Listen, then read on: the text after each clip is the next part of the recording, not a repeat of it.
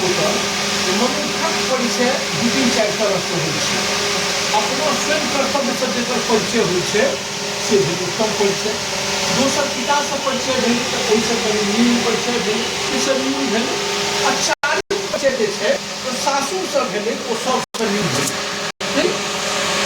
वीरेन्द्र ठाकुर वियोगी कतेक पैघ लोक छलाह, सब जनै छियै एते लोक बैसल छै। वीरेन्द्र ठाकुर वियोगीके बेटा संजय ठाकुर अपना काजक बदौलत राजस्थान में, उत्तर प्रदेश में, हरियाणा में आ एहिठाम अहाँ कोनो बीमारी हुए दुनिया के, अहाँ जाके हिनका ट्रेनिंग सेंटर में सर्विसिंग डालिए, अहाँ 10-5 साल खातिर जी, जते रोग है तकर दवाई भेट जाए, अहाँ के सर्विसिंग से अहाँ के कल्याण है।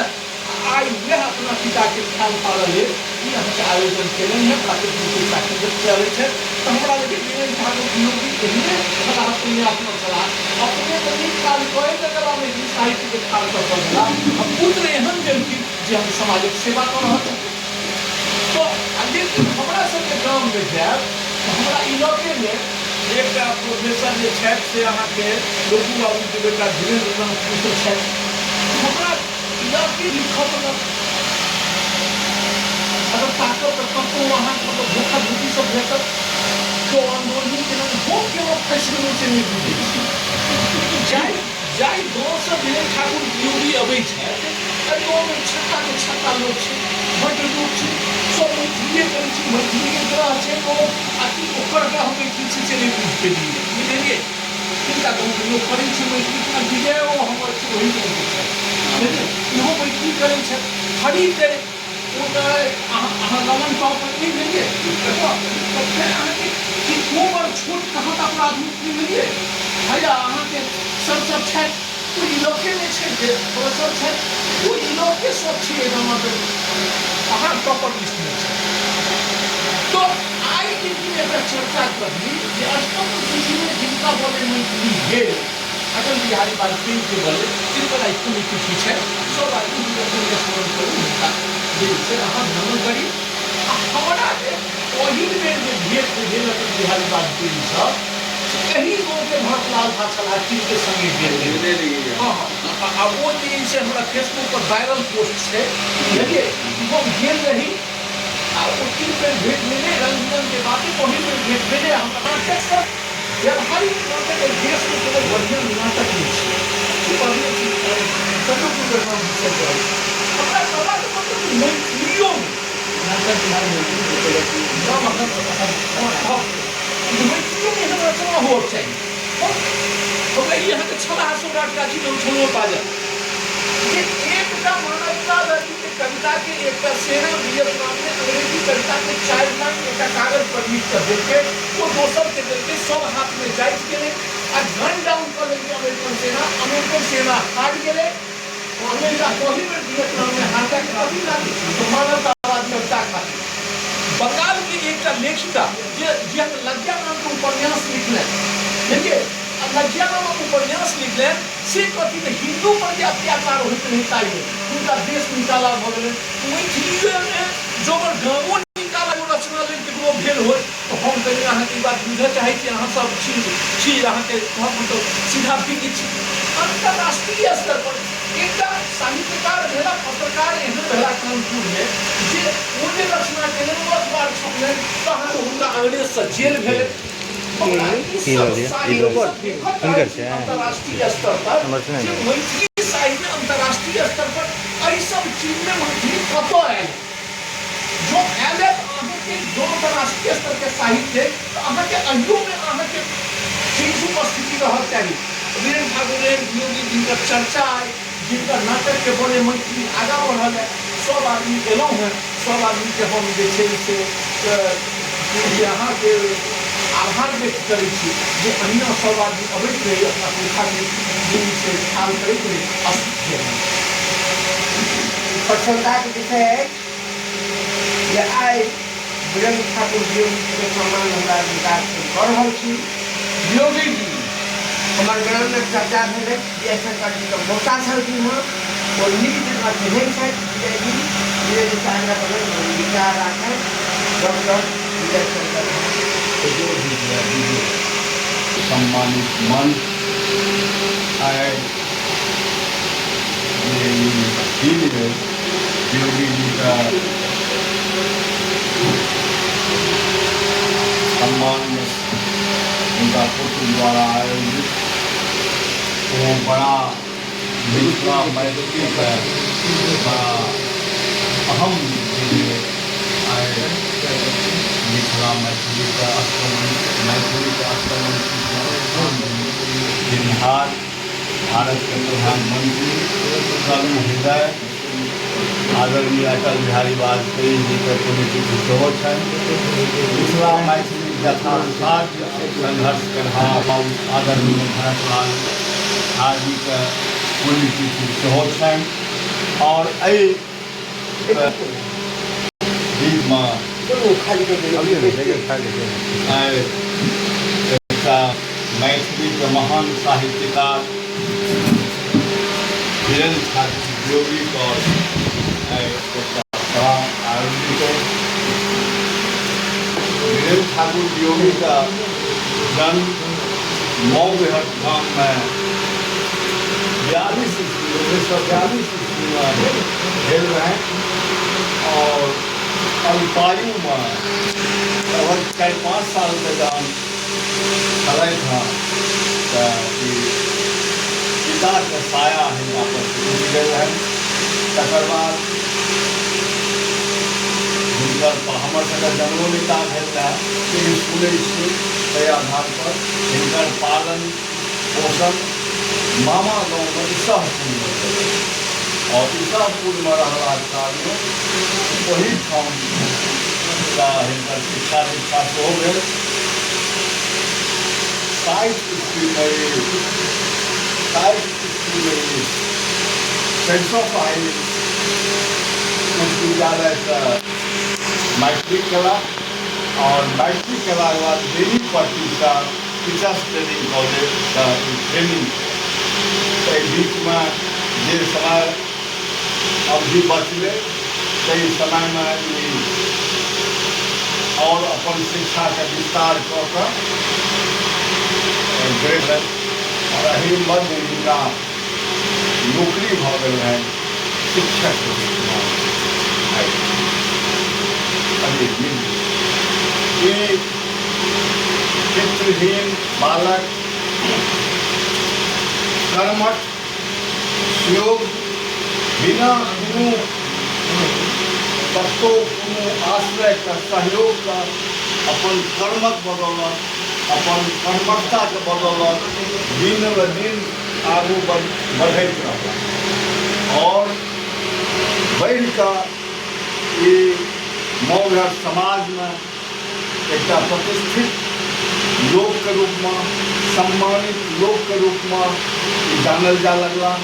तकर बाद साहित्यिक क्षेत्र में सेहो इनका अभिरुचि छलनि हेँ। साहित्यिक क्षेत्र में सेहो बढ़ला। शुरू में ओहि समय में जना चलै छलै मैथिली गीत सब जना खास कऽ मधुक जी लिखै छलखिन हेँ फिल्मी तर्ज पर मैथिली के पैरोडी गीत बेसी किछु चलन छै।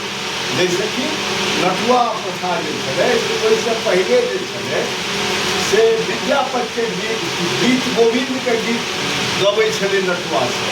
धीरे धीरे विद्यापति का भाषा गीत गोविंद का भाषा लोक का समझ से बाहर हो गए वो परिष्कृत हो गए वो लोग विद्वान सब बुझा लगे। जनमानस जो चले हाँ जे अशिक्षित वर्ग चले वो विद्यापति का भाषा गीत गोविंद का भाषा नहीं बुझा लगे। मतलब एक मैंने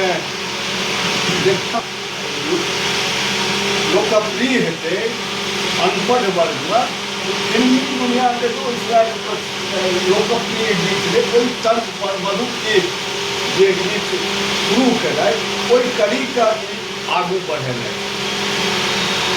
और ये मैंने योगी और चरपनिया जो फिल्मियों जो निकले थे चरपनिया निकले थे फिल्मी कर हम सब क्या खरीदने थी बच्चा बच्चे हाथ 100 खरीदा 4 रुपये स्टेशन पर रहता वही स्टेशन कास्ट में मैथिलियों पर चरपनिया रहे थे बहुत बड़ी प्रदीप जी के रहे वही परंपरा में शुरू में लिखे मधुगीत ओकर जनके छलनि और वियोगी जी सब चरपनिया हिनकर 4-5टा किताब निकलल।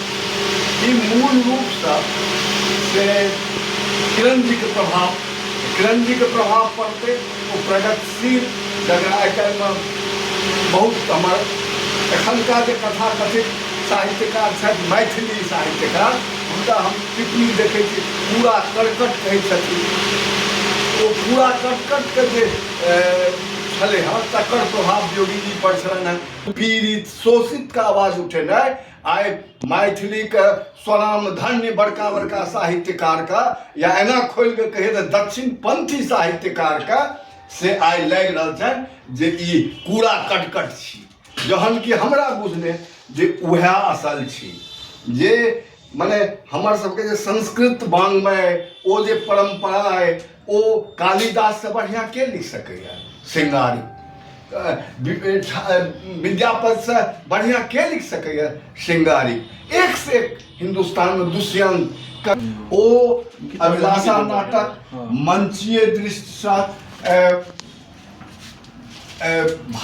पात्रोचितक रूप छलै, ओहिमे बहुत सफलतम कसौटी पर ओ नाटक गेल छै। लेकिन ओहिमे हमरा बुझने ओहिमे मने करुणाके सागर बहै छै, मने सारा नाटक दुखान्ते छै। ई एखनका समयमे एतेक दुख आब जे हेतै ई नाटक एतेक दुख सुनैके अधे नाटक पर मतलब हम जे आब ओ नाटक देखै लए जायब तऽ हम अधे पर छोड़ि देबै, किएक हमरा भरल नाटक छै। अन्यथा सारा चीज नाटकके जतेक गुण होइ छै सुन्दर सुन्दर छोट छोट मने जनभाषामे मने जे बुझि सकै छै दर्शक, मने अशिक्षित दर्शक ओहि वाक्यके प्रयोग ओहिमे मने तत्सम शब्दके या भारी शब्दके यूज नहि छै जे ओकर विशेषता छै। छोट छोट कथोपकथन छै जे ओहि नाटकक विशेषता छै। ओहिमे से ओहि समयके नाटकके हिसाबसँ जतेक कोनो हास्य रसके बढ़िआँ समायोजन छै तऽ कुल मिला कऽ ओ अभिलाषा नाटक ओहि समयमे अपन बहुत शिखर तक गेल और ओकर बहुत चर्चा रहल। मने हमरा दृष्टिसँ सबसँ सफल नाटक सबसँ नीक हुनकर कृतिमे सँ अभिलाषा छै। ओ हुनका सफल साहित्यकारके रूपमे स्थापित करुणा दूटा चीज हुनकर अबैए, प्रेमो रस अबैए, जेना गीतमे बेसी प्रेम रसके लिखलखिन, लेकिन नाटक जे छै ताहिमे करुणा साइडमे बेसी मने प्रगतिवाद तऽ ओहिमे पुट देबे केलखिन हँ। नव परिवर्तन जे भऽ रहल छलै सामाजिक ओ सब अनबे केलखिन हँ। संगे संग करुणा हुनकर मने मूल धार छनि, मूल भाव छनि, स्तंभ छनि। तऽ ओ जे नाटक व्यवस्थामे दाह वस्त्र जे छै से एक लाचार हम ओ पढ़ने छियै या हमसब खेलायलो छी, चूँकि तऽ ओ नाटकके छै व्यवस्थामे दाह वस्त्र। तऽ ओ एकटा गरीबके मनोरथ होइ छै तऽ ओ अपन सारा जमीन जाल बेच कऽ अपन बेटीके बियाह करबै छै आओर ओहि बीचमे ओकरा जकरासँ बियाह होइतै तकरा हृदय परिवर्तन भऽ जाइ छै नायक। जमीन जाल बेच के सेहो अबै छै, वाह पाइ लऽ आब हमरा किछु नहि चाही। तऽ व्यवस्थामे दाह वस्त्र जे व्यवस्था जे छलै से आब दाहवला। लेकिन योगी जीके सक्रियतासँ हमरा गाँवमे नाटकके मानि लिअ हमहूँ सब सक्रिय छलहुँ, 3-4 गोटेके जे ओहिमे योगदान छै ओ सक्रियता विशेष रूपसँ आनि देलकै नाटकमे। जेना मने योगी जी केलाके बाद ओ ऑलराउंडर कलाकार छलखिन हँ, मने हास्यो रस कऽ लेलहुँ, वीरो रस कऽ लेलहुँ, करुणो रस कऽ लेलहुँ आओर स्टेजो खुट्टा खुट्टी गाड़ि लेलहुँ, पर्दो टाँगि लेलहुँ, पर्दो घीच लेलहुँ। तऽ मौहटमे से नाटकके विस्तार करैमे हुनको योगदान, मतलब एक ठाम सब रस छलै, सब रस। हाँ, ओकर बाद ओहि पीढ़ीके थोड़ेक बाद से हमरा गाँवमे चंद्रेश जी छलै, इहो पटु छै, केना के बना दै छलखिन हँ पात्रके। हमसब देखते रहै छलियै केना पर्दाके टाँगि दै छलखिन हँ, साड़िए नहि भेलै 4टा साड़िएके टाँगिके कऽ दै छलखिन, पात्र बना पाछूसँ प्रॉम्प्ट करऽ लगल। बहुत पैघ बात छै सर। ई छलै एकटा दक्षिण उत्तर बाइक टोलमे हेमचंद, हालांकि हुनकामे ओ क्षमता नहि छलनि लेकिन समर्पित नाटक प्रति जे कि ओ माने आधुनिकतम स्टेज शो करखिन मौघटमे उएह किया तऽ पाइ जुटबैमे सबसँ बहादुर छलै। और तेसर एकटा हरिश्चंद्र हरित ओहो एहिमे दिलचस्पी रखैत छलै जे किछु आर वहाँ नहीं किछो। हाँ हमहूँ सब कहलहुँ पहले अपने बारे में अपने केना कहू। हालांकि आब ओ न करा न देवी से न देवी न नो देवी के ना विद्यापति के बन्हकी लगा के भरत बाबू तकरा छोड़ल संग्रह से बात के केन कहै छी। सुखा गेल छै, कतौ नाटक नहि भऽ रहल छै। एकटा पहले बीच में नहीं टोक एकटा हमरा इलाका में अंत में हमसब जहन हमरा सब ओहिठाम बंद होलै तऽ दू ठाम होइ छलै, बिसहट में आ पुतई में। तऽ बिसहट में सेहो 2-4 साल से किछु विवाद भऽ गेलै, बाढ़ि भऽ गेलै, तऽ ओ सब लालाजी कंठ सब छलै ओ सब नाटक के नहीं एखनो आब बंद कर देलकै। और पुतई गाँव में जे हमरा इलाका में मिथिला मैथिली का या बहुत कृत में हमरा इलाका का गौरव छी पुतई। एहिमे कतौ कमे छै परिवार लेकिन गौरव, जाहिमे एकटा साक्षात हिनकर पिता से मिथिला मैथिली डॉक्टर रहे, MBBS डॉक्टर रहे, मिथिला मैथिली अलख ओहि इलाका में से उएह अकेला जगेलखिन। बाद में चंद्रेश वियोगी जी भेला तऽ वियोगी जी के छलनि किरण जी से संपर्क, तो बाद चंद्रेश जी अला, हरित जी अला, हमहूँ सब अला, और कए गोटे हमरा गाँव में छै जे दरभंगा स्तर पर नहीं ले गाँव स्तर पर खैर। तो बेसी समय हम लोग बहुत बाजि देलहुँ। और हमरा कुमार जी के नाम भी कहले छल, हमहूँ कहलहुँ हँ मिथिला विभूत से छियै। हुनका से विशेष जे मिथिला मेहरक संपादक जे भेल छथि 1911 में 9 के बाद जे भेल छै मिथिला से ओ कहै छथि बोले तत्वेटा नहीं छै, ओहिमे एहन एहन भेल छथि जे 5,000 के ओहिना नौकरी दऽ देलखिन पोस्ट ऑफिस में जे राय बहादुर के नाम से विख्यात भऽ गेल छथिन। तेँ पुतैके इतिहास छै। आ नाटक जे छै से मानै छी शेक्सपियर के नाटक दुकान होइ छै, जब शेक्सपियर के नाटक जो पढ़ने आयत दुकान तो छै। आ जे शेक्सपियर छै, ये हम नहीं कहब वियोग जी शेक्सपियर छै, लेकिन एतेक जरूर कहब वियोग जी ओहि टाइमक नाटककार छलथि हेँ जे टाइममे लोक नाटक का किताब नहीं भेटै, उगना चीनीक लड्डू सब आयले छलै हेँ, गोविंदा के नाटक, स्ना झा के नाटक सब आयले छलै हेँ। ताहि टाइममे ओ नाटक अभिलाषा लऽ कऽ अयलथि, व्यवस्थामे दावस्त्र लऽ कऽ अयलथि, चाणक्य लऽ कऽ अयलथि, वितराग लऽ कऽ अयलथि, बहुत रास हुनकर अप्रकाशित नाटक छनि। आ ओहि नाटकक की स्थिति छै से आब संजय ठाकुरक जिम्मा छै। कएटा पाण्डुलिपियो हरा गेल छै, कएटा भेटबो नहि करै छै, आ जेहो छै तकर की स्थिति छै तऽ वएह कहब संजय ठाकुर। हम एक बेर आइसँ कहिया कतऽ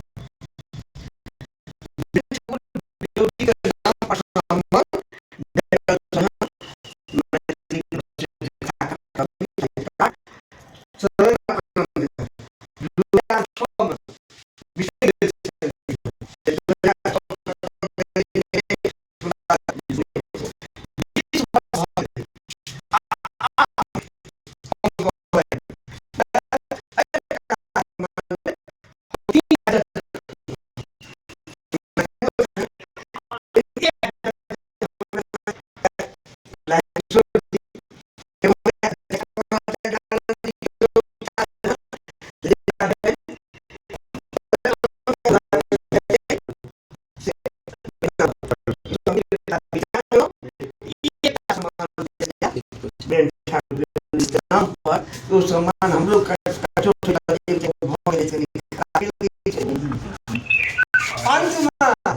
हम कहबनि तऽ ओहि व्यक्ति के सम्मानित करैत श्री संजय ठाकुर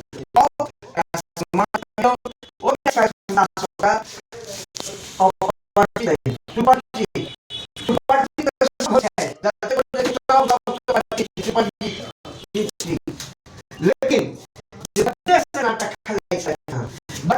फिल्म बनने में का रुचि छनि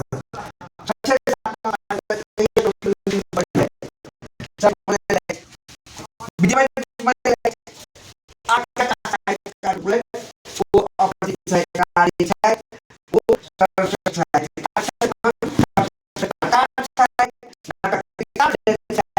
भास्कर